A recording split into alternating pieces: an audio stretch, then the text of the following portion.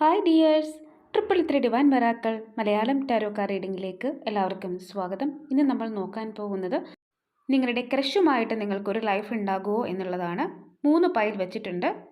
First pile select ചെയ്തവർക്ക് yes, Queen of wands. അതായത് ഈ ഒരു പേഴ്സൺ നിങ്ങൾ ആ വ്യക്തിയെ ശ്രദ്ധിക്കുന്നത് പോലെ ആ വ്യക്തി നിങ്ങളെയും ശ്രദ്ധിക്കുന്നുണ്ട്.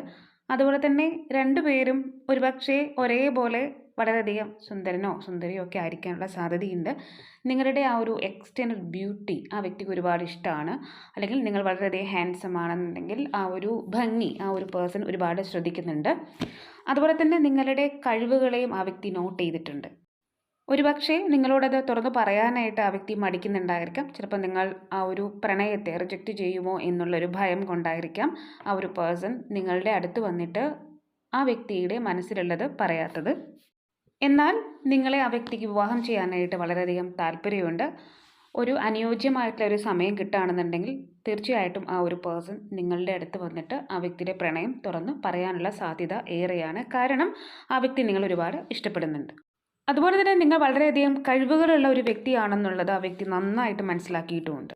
അതുകൊണ്ട് തന്നെ നിങ്ങളിൽ ആ വ്യക്തി വളരെയധികം പ്രൗഡായിട്ടാണ് കാണപ്പെടുന്നത്. ഇവിടെ രണ്ടാമത്തെ പൈൽ സെലക്ട് ചെയ്തവർക്ക് തീർച്ചയായിട്ടും 4 ഓഫ് പെൻറ്റക്കിൾസ്. അതായത് ഈ ഒരു പേഴ്സൺ ആ വ്യക്തിയുടെ സ്നേഹം നിങ്ങളോട് കാണിക്കാനുള്ള സാധ്യതയില്ല. ആ വ്യക്തിക്ക് സ്നേഹം ധാരാളം ഉണ്ട്, പക്ഷേ അത് നിങ്ങളോട് പ്രകടിപ്പിക്കാനോ ഒന്നും ആ വ്യക്തി കൂട്ടാക്കില്ല.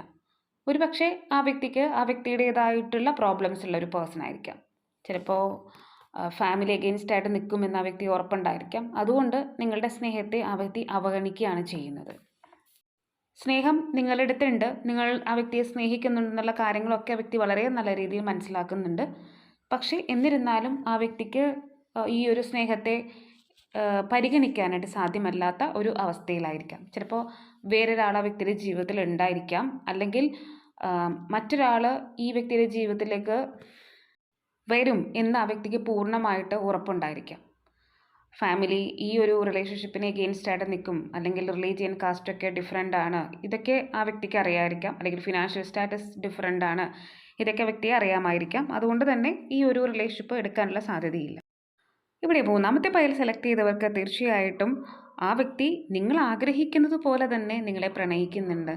നിങ്ങളെ ആ വ്യക്തിയുടെ വൈഫ് ഓർ ഹസ്ബൻഡ് എന്നുള്ള രീതിയിൽ തന്നെയാണ് ആ വ്യക്തി ഡ്രീം കാണുന്നത്.